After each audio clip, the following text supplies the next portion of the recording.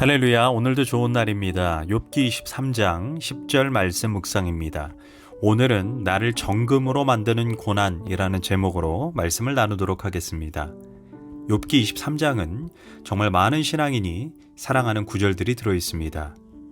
특별히 10절인 그러나 내가 가는 길을 그가 아시나니 그가 나를 단련하신 후에는 내가 순금같이 되어 나오리라. 이 고백은 너무나 유명하면서 고난을 겪고 있는 분들에게 큰 위로를 주는 말씀입니다. 지금의 고난은 고난으로 끝나는 것이 아니라는 것입니다. 십자가가 부활로 가는 것처럼, 슬픔이 변하여 춤이 되는 것처럼, 밤에는 눈물이 가득하지만 새벽에는 기쁨의 띠를 띠며 나오는 것처럼 하나님께서는 현재 나의 고난을 축복과 형통으로 바꾸실 것을 믿고 고백하는 신앙입니다. 그런데 욥의 이러한 고백이 어떤 상황 가운데 나왔습니까? 욥이 앞으로 가도 하나님이 아니 계시고 뒤로 가도 하나님이 아니 계시며 오른편에도 왼편에도 하나님이 안 계시는 것 같은 하나님의 부재를 느끼는 상황에서 욥이 한 고백입니다. 지금 나는 이 손에 잡히는 거 없고 이 귀에 들리는 거 없고 이 눈에 보이는 것이 없는 절대 절망의 상황입니다. 그럼에도 불구하고 하나님은 나를 너무나 잘 아시고 사랑하시기에 이 고난이 반드시 내 인생에 필요하기에 하나님이 내게 허락하셨다는 것입니다. 그래서 결국은 나를 정금으로 빚어 가신다는 것입니다. 이런 욥의 믿음은 다윗의 믿음과 닮았습니다.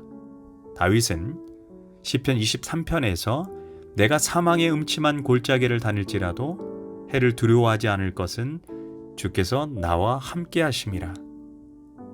여기서 사망의 음침한 골짜기라는 것은 하나님의 내 인생에 침묵하시고 마치 살아계시지 않는 것 같은 부재 상황을 의미합니다. 그래서 나는 절망할 수밖에 없고 낙심할 수밖에 없는 상황이지만 하나님이 나와 함께 하심을 절대로 의심하지 않겠다는 다윗의 고백입니다. 바로 이런 믿음이 예수님께서 도마에게 너는 나를 본고로 믿느냐, 보지 못하고 믿는 것이 진짜 믿음이다 라고 말씀하신 그 믿음이 아닐까요? 즉 욥은 하나님을 발견할 수 없고 이해할 수 없는 그때에도 여전히 하나님께서 자기의 삶을 가장 형통한 길로 인도하실 것이라는 믿음을 가지고 있었던 것입니다. 그래서 욥은 나를 단련하신 후에 내가 정금같이 나오리라 라고 고백할 수 있었던 것입니다. 우리도 욥처럼 어떤 순간 어떤 상황에서도 내가 가야 할 길을 하나님이 가장 잘 아실 뿐 아니라 결국은 선한 길로 내 삶을 인도하실 것임을 신뢰할 수 있어야 합니다.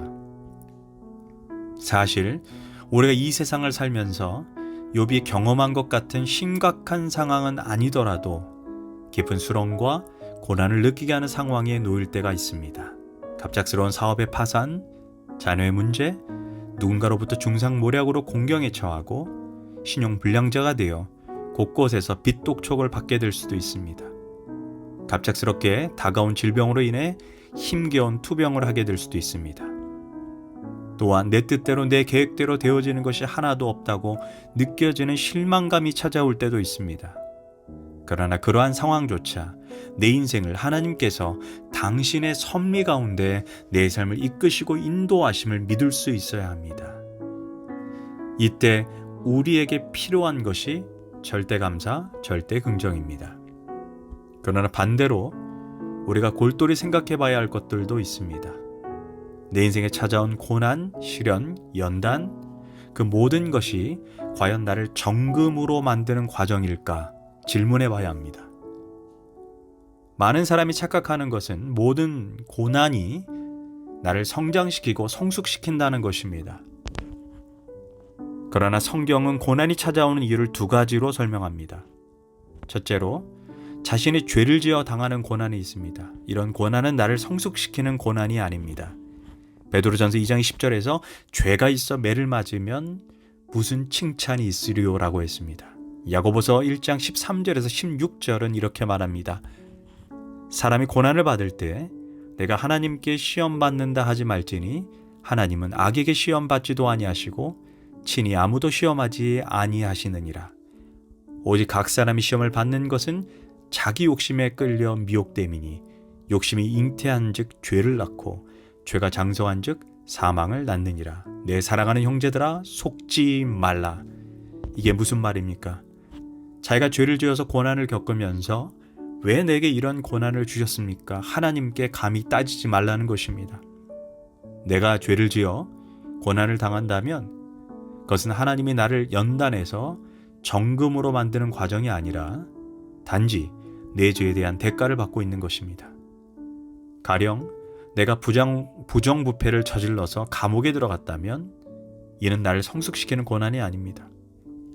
내가 노름으로 내가 바람을 피워서 가정을 깨트려서 고난을 겪고 있다면, 또한 내가 몸을 함부로 관리해서 질병에 걸렸다면 이런 고난은 100번 1000번 당해도 나를 정금으로 만들고 나를 영적으로 성장시키는 고난이 아닙니다. 빨리 그 죄에서 떠나고 회개하는 길만이 살 길입니다. 만약 내가 죄를 지어 고난을 겪으면서 회개는커녕 절대 감사, 절대 긍정으로 나간다면 얼마나 웃긴 이야기가 되겠습니까? 그것은 하나님을 만홀히 여기는 것입니다. 결국 내가 회개하지 않으면 하나님의 심판대 앞에서 처절하게 계수해야 할 것입니다.